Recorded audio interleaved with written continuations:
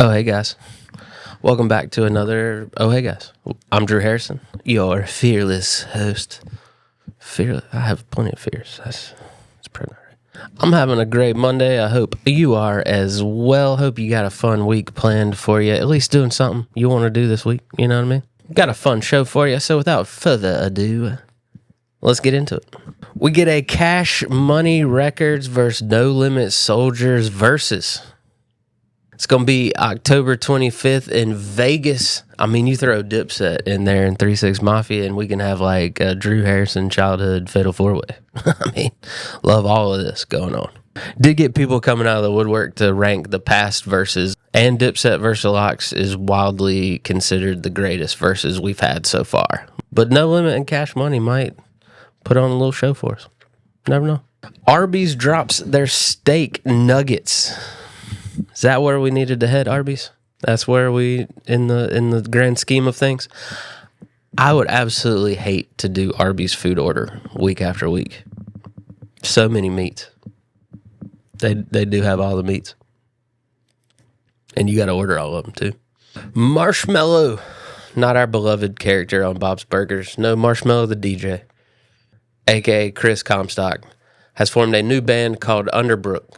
It's like a pop punk, new age emo band. It's formed with a bunch of writers and producers that want to be in front of the camera for a change. You know, it's nice. They've been helping other people shine. Now it's their turn. Okay. And they probably got all the money in the world to do a little side passion project. You know, it's fun. R.I.P. to Diane Keaton. Ah, man.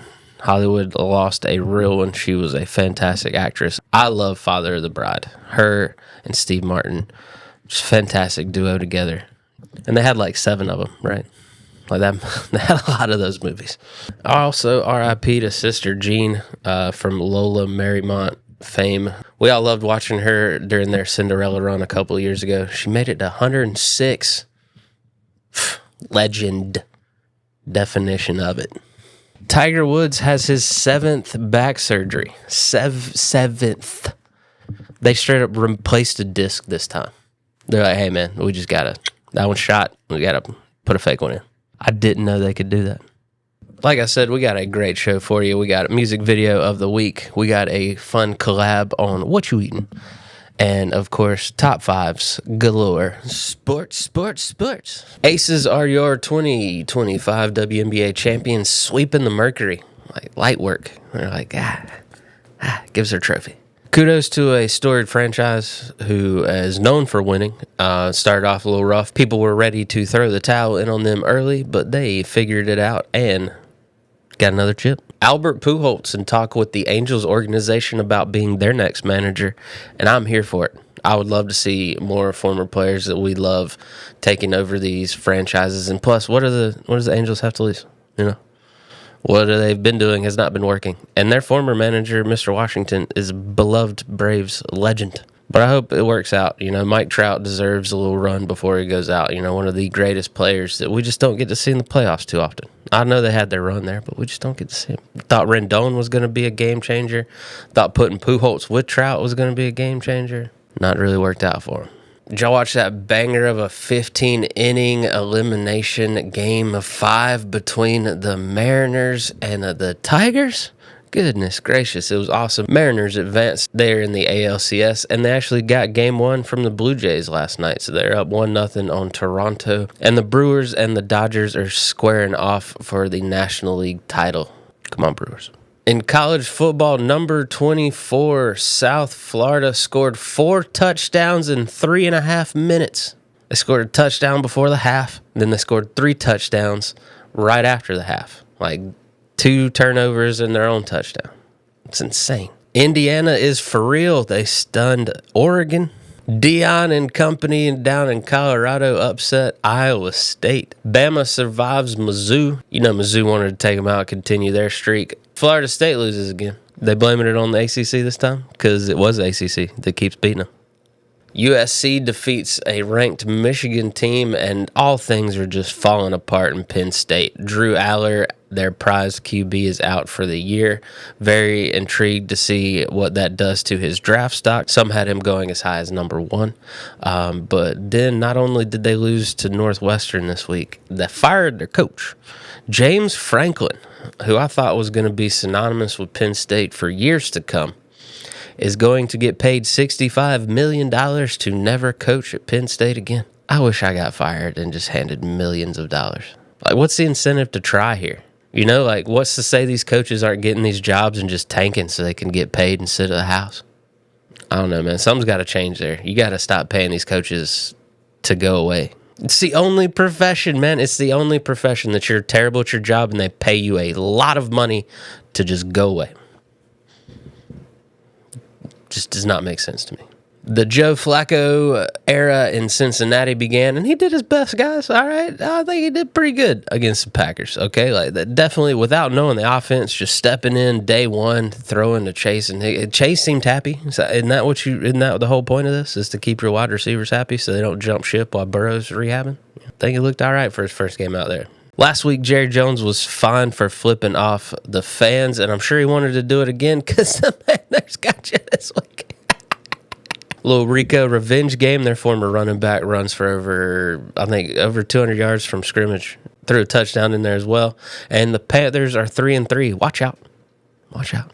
Jackson Dart and Cam Scattaboo, the dynamic duo we didn't know we needed in New York. They're calling them the creatine Caucasians. That's hilarious. They get one over on the Eagles on Thursday night. Defending champs. Hey, a little gut punch there. Is it a new time in New York? Are they for real? What do y'all think? Let me know in the comments if you think the Giants are back. Dayball thinks so. Man, so happy. Never seen that dude smile this much before. He is just elated on the sidelines. He's like, Dart and Scattaboo are saving my job. But for real, though, how does the offensive coordinator for Philly still have a job? Like in a time where there's plenty of scapegoats to go around and plenty of people get fired for much less, that Philly offense is looking terrible. Terrible. And you got nothing but studs on there, so I don't know what's going on other than coaching. Denver beats the New York Jets in London, and are we just not giving them good football so that they won't want a team that bad? So like if they get too vocal, the NFL will be like, we got to give them a team. But if we just keep sending our bad teams over there, they'll be like, stay over there. Don't come over here, please. You get the Jags and the Rams next week, so that's nice. That's two good teams. Jags are playing pretty good. Rams are playing all right, so bit of an upgrade. Tua called out his teammates at the podium. Didn't see that coming. I thought Tua would, take a million bullets for his teammates. It just seemed like that kind of guy, but he's like, no, man, we need some accountability. But good for Tua, like it just seems like it's in disarray down there in Miami. I love McDaniels, but I don't see him lasting too much longer if they continue these losing ways. So yeah, call the players out. Get it together, man. 49ers keep getting bad news. Fred Warner out for the year. Just injury on injury on injury in San Francisco. And they still held their own against the Bucs. But Baker Mayfield may be the MVP this year, and he's playing like it. So, a little tough roadblock to run into when half your team's on the sidelines. And then last night, Sunday Night Football, the Chiefs are back, taking it to the Lions. Didn't see that coming. Didn't see their defense standing up to the Lions like that, but my wife is a Chiefs fan, so happy wife, don't care. That's the saying, right? I don't care if your team's good as long as my wife's happy. Yeah, Lions will bounce back. The NFC and AFC are wide open. All the teams that we thought were going to be contending might not be. Down year for the Ravens. Bengals aren't doing anything without Burrow. Chiefs can climb right back into this. And the Lions, a little on the chin, they'll be fine too. The Eagles are stumbling. The 49ers are hurt. The Packers looked okay, I guess, against Cincinnati. So these playoffs are going to be ridiculously interesting, and it is anyone's game. That's it for sports. It's a great time to be a sports fan. NHL's back. NBA is right around the corner. Football's heating up. College basketball is just a couple months away. I can't wait. What a time to be alive. Music video of the week time. Got some good ones for you this week. First up, we got Connor Maynard Cherry on top. He's a British dude. I just stumbled upon him looking for the music video of the week. Really gives off Robbie Williams vibes, you know, like just he's in a press conference. He obviously did something wrong. People are mad at him. He's playing it cool. Fantastic. Don't you just love a cheeky British pop star? Like, I don't know. I just want my British pop stars to be cheeky. That's all. Next up, we got The Format with Holy Roller. It's a dude from Fun, back with his original band. I was like, what has this dude been up to? Making bangers. This is a fantastic song. It just looks like they got a bunch of footage from the different guys playing their instruments, playing the song, and then put it together in some really cool layouts and designs. I dig it. Up next, we got Ice Nine Kills. Now, your boy isn't that big of a metal fan, especially like horror metal. I don't even know the terms here. But this band seems fun. They got a song out called The Laugh Track. They got a couple parts to it. It's got the guy from Scream. You know, the guy that was Ghostface. He's been in a bunch of stuff. He's famous. I should know his name. They even got the guys dressed up like the old henchman from Jack Nicklaus's Joker. Jack Nicholson. I always get those two mixed up. Jack Nicklaus, right? Jack Nicholson's the golfer. But our music video of the week, the main one, John Cena, Bad Bad Man. This music video is 15 years old, but John Cena is on his farewell tour from wrestling, and as you can tell, I'm a wrestling fan. So my ode to John Cena is this gem from his past. My man put out an album. It went platinum, and he is the only person to never put out another album after their debut album goes platinum. This song's straight up a A-Team spoof. At the beginning, Gary Coleman realizes the 80s are being held hostage. John Cena's there in disguise. He takes his disguise off. Classic. He keeps that cigar in his mouth. At one point, it gets shot out of his mouth, and he's got another one ready to go. The video is a must-see. If you hadn't seen Blockers and the butt chugging scene, my God, cinema gold. He's going to go on to make some classics, so I think classics is a tough word. But I think John Cena is going to continue to prove he is a fantastic actor after wrestling's wrapped up.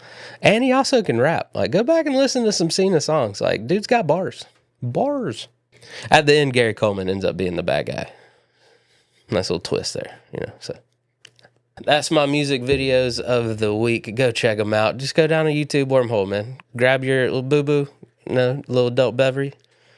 Have some fun, Have a Friday afternoon together on the couch watching old music videos. It's great.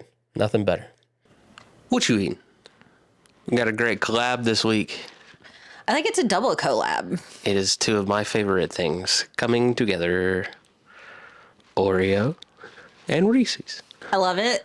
I think it's great. I love that they're like both ways. But what's really funny is I cannot eat these. Right. The Oreo with Reese's in them, but I can eat the Reese's with Oreo in them.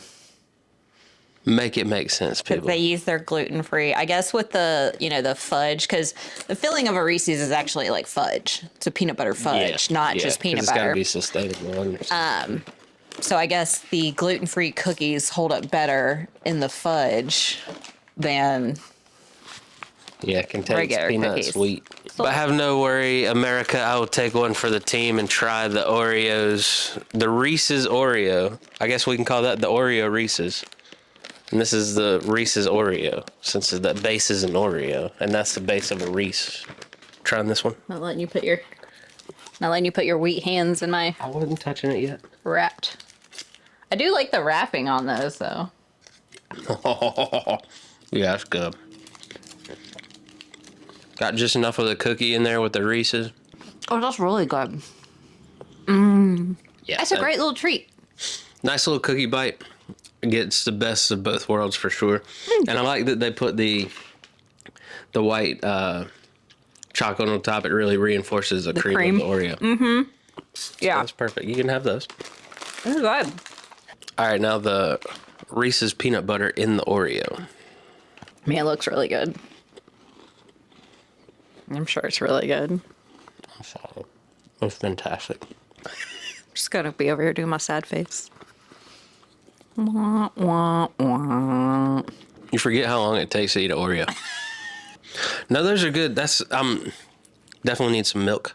That's more of a eat on the go kind of thing. This is more of a sit down with a glass of milk and cookies scenario. So I get it.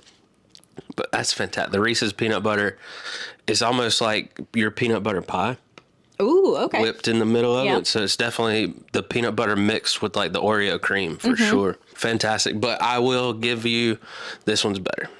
The Oreo bits inside of the Reese's really drives home the whole one bite, and this is more of a, I could eat half a thing of this in one sitting. I'm not saying anything against it, but if I'm comparing the two, the Oreo in the Reese's is better than the Reese's in the Oreo. I automatically concur just because I can only eat this one. That's fair. Yeah, let's go. So just a PSA to my other celiacs or gluten-frees out there. So any of the like normal shaped Reese's are safe. And even the new ones with the pretzels and the new ones with the potato chips are also gluten-free. They make gluten-free pretzels for it? That's awesome. And then even technically the holiday shapes. So this is where like the confusion comes in is the holiday shapes. Well, they are gluten-free themselves, but because of production needs during holiday times, they outsource the production of the shapes to another facility. So they just can't guarantee. And that facility does use that line to make things like Kit Kats. Gotcha. So depending on your sensitivity, you probably could still eat shapes. If you are gluten-free, not celiac, you can probably still eat the shapes. If you are celiac, that is your own choice based on your sensitivity level. I personally stay away from the shapes. I stick to the rivers and the lakes that I'm used to. The ones that you know for sure. So, but just a Halloween PSA for all of my other chocolatiers. Also, they are really good about labeling all the bags. So if you're when in doubt, just check the bag and they will let you know whether it's safe or not. They are very good about that. Love that. So, thank you for the PSA. I don't want people to miss out on their candies. No. Get your candies, peoples. And get these Oreo and Reese's collab. There's more products. These are just the two that we saw at the store. So definitely check them out. Yeah. All right, it's top 5 time. And since Tuesday the 14th is National Dessert Day, let's do top 5 desserts. Desserts, the only reason to really eat dinner, right? It's to get to the desserts, I don't want to eat those vegetables, but we got chocolate cake. What? Come on. Do you have a sweet tooth? I think it's hilarious when people don't have a sweet tooth. I'm definitely in the mood for sweet things. I definitely am a body by potato chips and pizza, but love some ice cream as well, And my God, I am a sucker for some peanut butter. We got a rule in our house that we got to limit how much peanut butter we physically have just in case I go on a bender, Gets me sometimes. Love some cheesecake. I'm coming around to the pumpkin stuff. I just feel like there's better fall flavors out there. Why doesn't caramel and apple get more shine? Well, those are fall to me. Cinnamon? Why isn't cinnamon toast like the official breakfast of fall, huh? I used to have trouble spelling desserts and desert and 2 S's and 1 S's, and I still struggle with it, if I'm being honest. The word is derived from the French word desservir, which means to clear the table. A lot of times desserts weren't really enjoyed per se, they were just a palate cleanse. But they also weren't staring down some like triple fudge, caramel, peanut butter, cheesecake thing, So, if I just had some dates and mushed up fruit, I'd probably pass too, Shaved ice goes back to 3000s BC. Ice cream goes back to China in 600 AD. And they've even found out the Egyptians cooked pastries on like hot stones. So people always been craving some sweets, whether they want to admit it or not. Let's get into the countdown. Honorable mention time. It's ultimate cookie. That might not be a formal term, but it's what I came up with. It's where we take a chocolate chip cookie, big, healthy layer of peanut butter, and then another big old healthy layer of Cool Whip, and just And if we're going just straight ice cream route, I'm a big coffee ice cream flavor kind of guy. It's my jam. Not a big coffee drinker, but I love coffee flavored things, especially ice cream. I'm a complicated guy. There's this market in Wilmington. I don't even know if it's still there because they closed the clubs around it. So I don't know if the building went with it, but they used to have coffee, cookies, and cream ice cream. Fantastic. At number 5, banana pudding. I don't even really like bananas like that, but you put them layered with some vanilla pudding and Cool Whip and Nilla wafers. I mean, come on. This Southern boy is so happy. I consider myself more Southern in like the culinary aspect. You know, like I'm not a big hunter or a fisher. Or I don't drive a big truck, but give me all the Southern delicacies. I know it's supposed to be custard, but in my family we did vanilla pudding, the Jell-O variety. And I mean, isn't it called banana pudding, not banana custard? So I mean, what are we really doing here? At number 4, we got peach cobbler. I usually don't like fruit-based desserts like that. I don't even like fruit on my cheesecake like that. But you give me some peach cobbler, homemade, of course, with some scoop of some Breyers vanilla ice cream, and I am instantly transported back to my grandparents' house in the summer. Braves are on TBS. My grandfather cheering them on, and I am so happy. Number 3 is an ice cream sundae, preferably with a cookie or brownie included. You give me some ice cream flavor of your choice, some Cool Whip, some chocolate syrup, some caramel sauce, maybe a little cherry on top, and then that brownie, heated up, of course. A little cookie in there. I mean, a little texture. It doesn't get any better than that. That's a dessert right there. I don't care what you had for your main course. That dessert right there is going to set the whole meal off.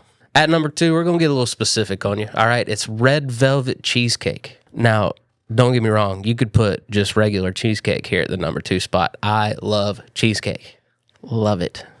Top-notch dessert. Way better than key lime pie. Don't at me. It's way better and you know it. But on our wedding, my amazing wife found this lady that made cakes. And what she made personally for us was a little layer of red velvet, big old layer of cheesecake, another layer of red velvet, cream cheese frosting on top. What? I rationed that thing out for weeks. Days, really. A couple of days. I didn't do good with rationing it. It was so ridiculously rich in just the best ways possible. It's hard to eat red velvet cake by itself. I'm like, does this come with a cheesecake, please? Number 1, it would be that red velvet cheesecake if it wasn't for my ridiculous peanut butter obsession. And it is peanut butter pie taking the cake is my favorite dessert. My wife makes me 1 or 2 every year for my birthday, and can't get enough of it. Not a big cake person. So my mom started making me peanut butter pies when I was a kid and thoroughly enjoyed it way more than any kind of cake. It's really just like a big old Reese cup, just in pie form that you can eat slice by slice. It's peanut butter, Cool Whip, powdered sugar, mixed all up together, nice layer of chocolate on top of it. Cool Whip optional. Nom, nom, nom. Yum, yum, eat 'em up. That's my top 5 desserts. Let me know your favorite desserts in the comments. Let me know some random stuff. Maybe even it's 2 desserts you've put together. I love it. I love to hear about it. So let me know. And that is it for our show this week. Thank you so much for tuning in. I truly, truly appreciate your support. Share us with all of your family, your friends, everybody you know. Just send it to them. Like, don't even, no context. Just be like, here, watch this. Just do it, please. We'll see you next week, guys. Remember, we're all weird. It's more fun when we're weird together. Bye-bye.